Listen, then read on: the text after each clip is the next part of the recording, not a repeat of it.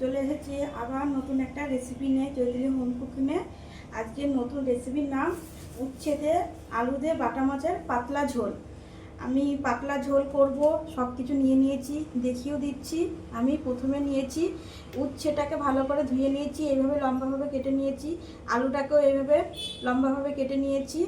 আর এখানে লাগছে লবণ, হলুদ, কাঁচা লঙ্কা চিরা, আর এখানে আদা ঘষা, আর এখানে আছে দুটো তেজপাতা, দুটো শুকনো লঙ্কা আর রাঁধুনি। মাছটাকে আমি ভালোভাবে জল দিয়ে ধুয়ে নিয়েছি, ধুয়ে নিয়ে লবণ হলুদ মাখিয়ে নিয়েছি। এখানে আমি সর্ষের তেল দিয়ে দিয়েছি কড়াইয়ে, তেলটা আমি গরম করে নিয়েছি। এরপর আমি কাটা মাছগুলো একটা করে ভাজবো কড়াই দিয়ে।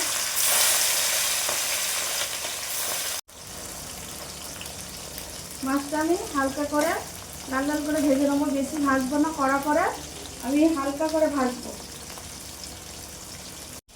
মাছটা আমার হালকা করে ভাজা হয়ে গেছে, এরপর আমি তুলে নেবো একটা করে।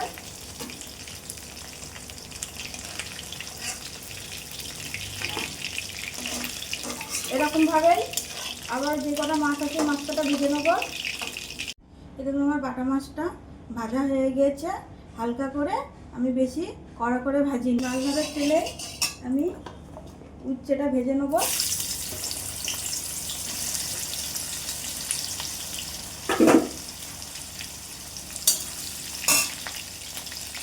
অল্প একটু লবণ দেবো, অল্প একটু হলুদ দেবো, দিয়ে উচ্ছেটা ভালো করে লাল লাল করে ভেজে নেবো। উচ্ছেটা আমার ভাজা হয়ে গেছে লাল লাল করে, দেখতে তো পাচ্ছেন। এবার আমি উচ্ছেটা তুলে নেবো।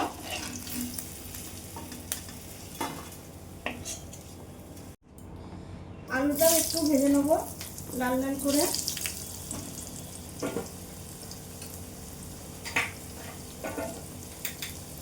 সামান্য একটু হলুদ দেবো,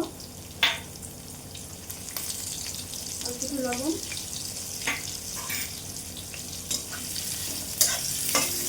উচ্ছেটা যেরকম ভেজে নিলাম লবণ হলুদ দিয়ে লাল লাল করে, আলুটাও লবণ হলুদ দিয়ে লাল লাল করে ভেজে নেবো। আমার আলুটা ভাজা হয়ে গেছে লাল লাল করে, এরপর আলুটাও আমি তুলে নেবো।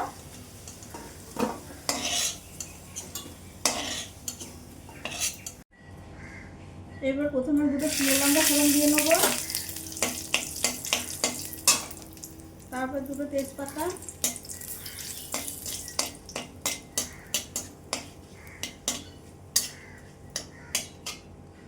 এরপর এই যে রাঁধুনিটা ফোড়ন দিয়ে দিলাম।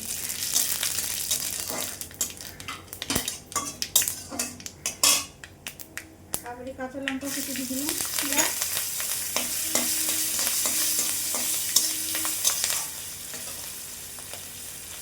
এবার আদা কুচি দিয়ে দিলাম,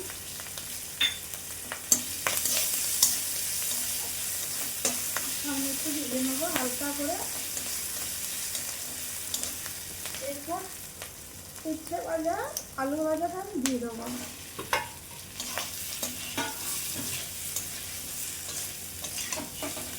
এটি ভালোভাবে নেড়ে চেড়ে নেবো।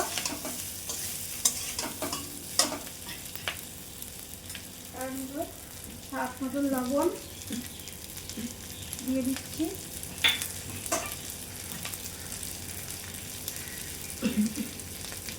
হলুদ দিয়ে দিচ্ছি সামান্য পরিমাণে। এবার একটু এটা হালকা করে কষিয়ে নেব।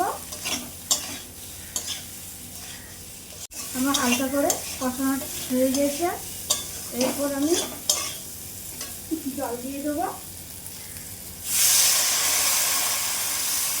জলটা আন্দাজ মতন দেবেন আপনাদের, একটু ভালো করে নেড়ে চেড়ে নেব। আমার পরিমাণ মতন জল দেওয়া হয়ে গেছে, এরপর আমি ঢেকে দেব। 10 থেকে 15 মিনিট ফুটিয়ে নেবো তরকারিটা আগে আমি। আবার 15 মিনিট চলে এসেছি, 15 মিনিট হয়ে গেছে। এই যে আমার ঝোলটা ফুটে গেছে বাটা মাছের। আমি একটু নেড়ে দেবো। এরপর ভেজে রাখা বাটা মাছটা আমি ঝোলে দিয়ে দিচ্ছি। ভালো করে একটু নেড়ে ছেড়ে নেবো যাতে মাছগুলো ঝোলের মধ্যে ডুবে যায়।